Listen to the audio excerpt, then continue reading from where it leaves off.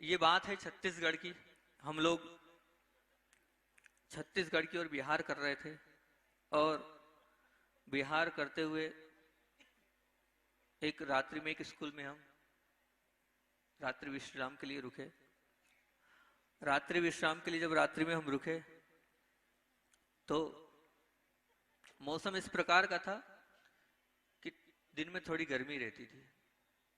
इसी समय की बात है कि जगदलपुर से जब लोग हम लौट कर आ रहे थे तो थोड़ी गर्मी सी रहती थी और उधर विशेष गर्मी है। छत्तीसगढ़ में विशेष गर्मी है ही। दिन में हम जिस स्कूल में रुके, जिस प्रांगण में रुके, गर्मी के कारण हमने जहाँ गुरुजी रात्रि विश्राम करते हैं वहीं गुरुजी का जो पाटा था वो खिड़की के पास और दरवाजे के सामने लगा दिया, क्योंकि थोड़ा वेंटिलेशन रहेगा, हवा आएगी, इस अपेक्षा से लगाया। और एक कोने में हम थे और हमारे साथ और महाराज थे धवल सागर जी। हमने अपना पाटा लगाया। रात्रि के समय सामायिक हुई। सामायिक के बाद लगभग 10:30, 11, 11:30 बजे की बात होगी। एकदम मौसम ने करवट ली और तेज तेज ठंडी ठंडी हवाएं चलने लगी। हवा के बाद कुछ पानी की बूंदें स्टार्ट हुई। पानी भी आ गया। पानी आया तो हम वहीं विश्राम कर रहे थे। एकाएक हमारी पानी की बूंदों से नींद खुल गई। अब दिन भर की थकान थी तो हमने खड़े हुए और अपनी खिड़की को पीछे लगाया और वापस लेट गए। अपनी तरफ की खिड़की बंद हो गई। लेट गए, वापस से लेटे। उसके बाद लगभग 12:30, वहां 12:15, 1.5-2 घंटे बाद फिर वापस से क्यों नींद नहीं आ रही है, इतनी हवा कहाँ से आ रही है। तो 12:30 बजे लगभग हमने देखा तो उस तरफ देखा कि हवा मेन गेट से और खिड़की से आ रही है जहाँ आचार्य भगवान लेटे हैं, और हम इस तरफ हाल में एक कोने में थे। हम उठे, पीछे लगाते लगाते बढ़े तो उस वक्त जो देखा वो बड़ा आश्चर्यचकित करने वाला था। वो आपके सामने रख रहा हूं। गुरुजी ऐसे बैठे थे जैसे साक्षात भगवान बैठे हों। ना हिल रहे थे ना ढुल रहे थे, बिल्कुल भगवान की मूर्ति जैसे ऐसे बैठे थे। 5 मिनट तक तो सब कुछ भूल गया, मैं वहीं देखते रहा और ऐसा लग रहा था, उनके चेहरे से ऐसा झलक रहा था।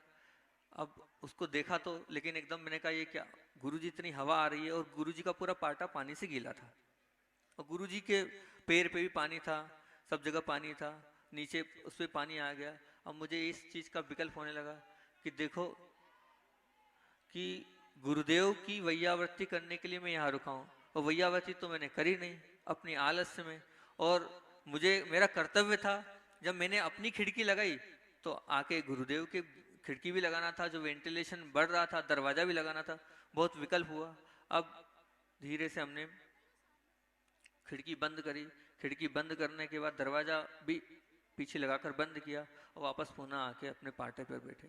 अब नींद तो आनी नहीं थी और हमारे गुरुजी तो एक बार उठ जाते हैं, एक बार उठ गए तो उसके बाद गुरुजी दोबारा विश्राम करते ही नहीं, और ना गुरुजी रात्रि में कहीं यहाँ से वहां चलते हैं। अब रात जब वो 12:30-1 बजे से हम भी बैठ गए ध्यान में और यही चिंतन करते रहे कि कितनी बड़ी गलती हो गई हमसे। और पूज्य गुरुदेव पूरी रात दिन भर तो बिहार में चले ही चले और रात में हमारे कारण विश्राम भी नहीं कर पाए। अब इसी सोच को लेते लेते हम ध्यान करते रहे। विचार एक ये भी आया कि देखो हम कितने महान गुरु के शिष्य हैं कि ऐसी कठिन परिस्थितियों में भी वह किस प्रकार से सजग रहते हैं और ध्यान में लीन हो जाते हैं। सुबह उठे, गुरुदेव के चरणों में निवेदन किया कि गुरुजी, रात में हमारे कारण आपको जो कष्ट हुआ और जो आपने कष्ट सहन किया उसके लिए प्रायश्चित चाहते हैं। तो अब जो गुरुजी का जवाब था वो सुनने लायक था। गुरुजी ने कहा कि किसने कहा कष्ट हुआ, किसने कहा कष्ट हुआ, आपने तो दरवाजा बंद करके कष्ट दे दिया। मैंने कहा अच्छा जी ऐसा क्यों? बोले बड़ी मुश्किल से तो ऐसी साधना का मौका मिलता है और प्रतिकूलताओं में ही आत्मा का दर्शन होता है, अनुकूलता में नहीं होता है। वो जो प्रतिकूलता थी उसकी जो विशुद्धि थी मैं बता नहीं सकता हूँ वो विशुद्धि कैसी थी। अब वो जो विशुद्धि चल रही थी, उस विशुद्धि में आपने आके अंतराय डाल दिया। ठीक है, जितना मेरा पुण्य था उतना मुझे पुण्य कमाने का मौका मिला, तुमने उसमें अंतराय डाल दिया। मैंने कहा ये तो उल्टी बात हो गई। हमने कहा ये तो उल्टी बात हो गई। तो गुरुजी ने कहा उस समय तो सिर्फ, तो फिर मैंने कहा आचार्य भगवान आप ये तो बताएं कि आखिर इस वक्त क्या चिंतन चल रहा था। तो आचार्य श्री ने कहा सिर्फ समय सार की गाथाओं का चिंतन चल रहा था, आत्मा अलग शरीर अलग, और उन समय सार की गाथाओं को मैं अंतरंग में ढाल रहा था, यही सब कुछ चल रहा था और आपने बंद कर दिया। खैर कोई बात नहीं, आपने बंद कर दिया तो इन सब चीजों को सुनकर लगता है और अपने आप में लगता है कि हम ऐसे गुरु के, महान गुरु के शिष्य हैं कि इतना सब कुछ करते हुए भी वो कब अपनी आत्मा में आ जाते हैं पता ही नहीं चलता है।